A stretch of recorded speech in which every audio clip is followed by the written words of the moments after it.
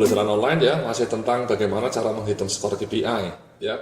Jadi dalam video sebelumnya kita sudah tahu cara menghitung skor KPI ini Mas ya, Mbak-mbak ya, dengan metode maximize, minimize atau skala khusus untuk yang targetnya 0. Nah setelah itu ya tinggal Anda dicari skor akhirnya, di mana rumusnya adalah skor kali bobot ya, bobot KPI ya. Jadi misalnya ini 90 ya, jadi ya 90 dikalikan 25 ya, dibagi 100, 23 ya. Jadi pakai rumusnya adalah skor kali bobot bagi 100. Jadi 90 kali 25% itu 23. Nah kemudian kita copy paste saja, rumusnya kita copy paste, nah ketemu Mas ya. Jadi 17 ini dari mana ya? 112 kali 15%. 8 dari mana? Ya, 80 kali 10% dan seterusnya ya. Ini 9 dari mana? 85 kali 10% ya, dibulatkan pembulatan nih. Sehingga nilai akhir Anda adalah 91 ya. Jadi seperti itu Mas ya. So that's it ya. Jadi nilai Anda KPI-nya adalah 91 ya. Jadi ini bisa Anda download nanti ya,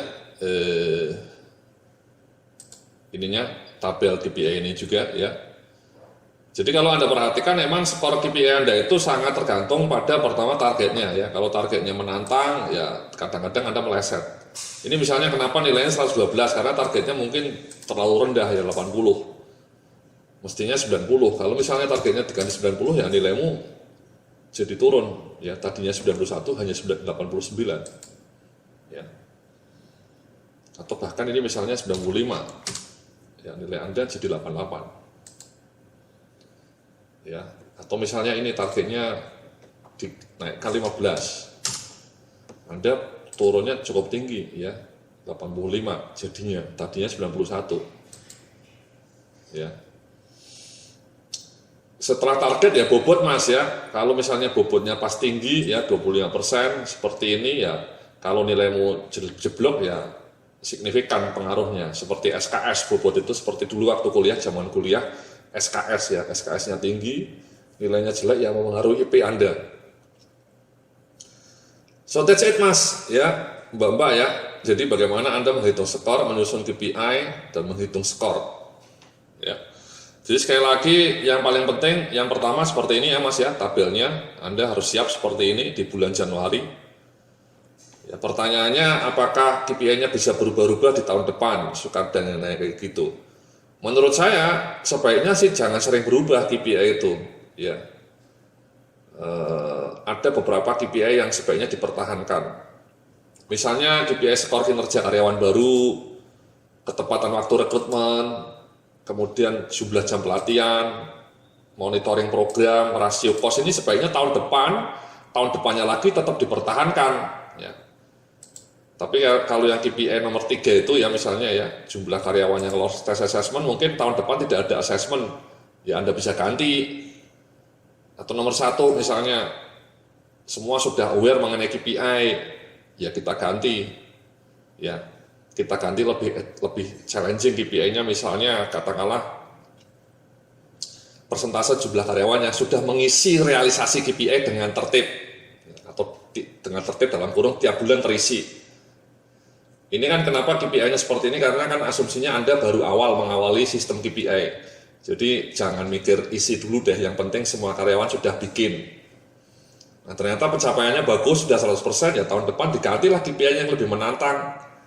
Misalnya tadi persentase jumlah karyawan yang telah mengisi realisasi KPI setiap bulan dengan tertib ya.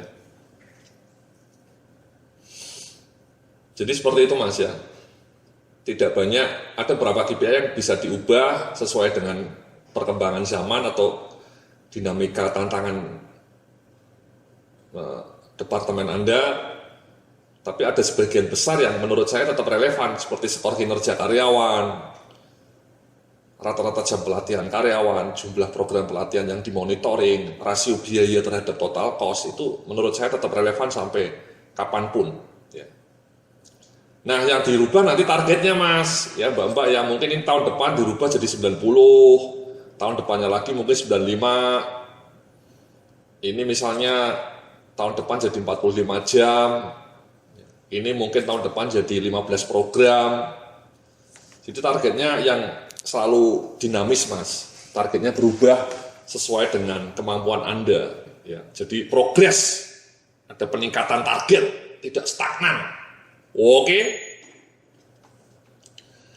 Nah, yang tidak kalah pentingnya setelah Anda isi ini Mas ya, Mbak sekali lagi di bulan November Desember diketok palunya, Januari minggu pertama running. Ya ini Mas tadi, ya tolong diisi ini.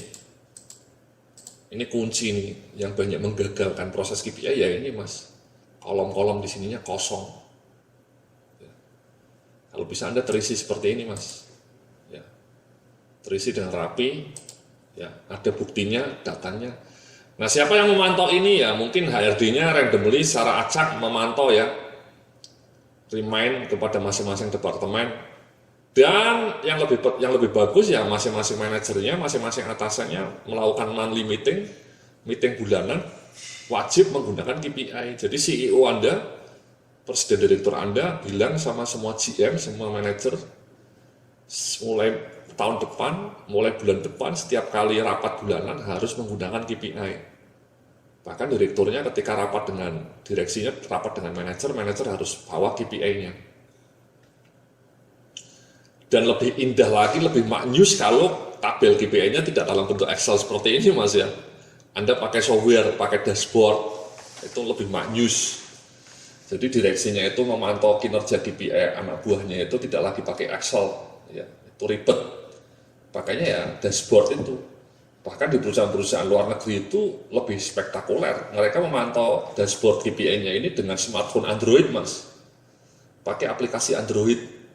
Itu kan bisa Mas, Mbak-mbak ya, di Apple, di GE, di IBM itu mereka memantau KPI manajersnya itu, direksinya memantau KPI manajer memantau KPI anak buahnya itu dengan aplikasi Android, dengan smartphone Anda. Jadi smartphone isinya bukan hanya Facebook sama Twitter sama Instagram, tapi isinya Android Mas. Dan isinya ini tabel-tabel ini kan itu luar biasa. Ya, jadi sekali lagi ya realisasinya diukur seperti ini tadi saya bilang ya, ada 3 metode, bisa pakai data terkini, bisa pakai rata-rata, average, atau pakai akumulasi. Jadi mudah Mas ya, tiap akhir tahun Anda bisa melacak. Nah ini kalau Anda pakai software, ya ininya terhitung sendiri Mas, muncul sendiri, ya tidak manual, ininya sudah di-set. Anda tinggal ngisi ini aja, nanti ininya muncul sendiri, otomatis dalam software. Dan store-nya ini juga muncul sendiri Mas, muncul sendiri. Ini muncul sendiri. Ya. Jadi kalau nilainya di atas 100 atau di atas 90, ininya hijau gitu ya. Ini hijau 90 ya, tapi kalau 85 ya ini jelek, ini warnanya kuning. Ya. Jadi dianggap kurang perform. Dan kemudian dinilai nilaimu 91 warnanya hijau karena di atas 90. Jadi warnanya masih hijau, Mas. Jadi oke lah ya, seperti itu ya. Sekali lagi ini bisa Anda download semua file-filenya, nanti bisa Anda pelajari. Saya berharap bahwa Anda bisa menyusun KPI untuk diri Anda sendiri dan juga karyawan-karyawan di tempat Anda. Terima kasih, kita nanti lanjutkan dengan video yang berikutnya ya, tentang elemen berikutnya dari performance appraisal, yakni mengenai kompetensi. Sampai jumpa dalam video berikutnya.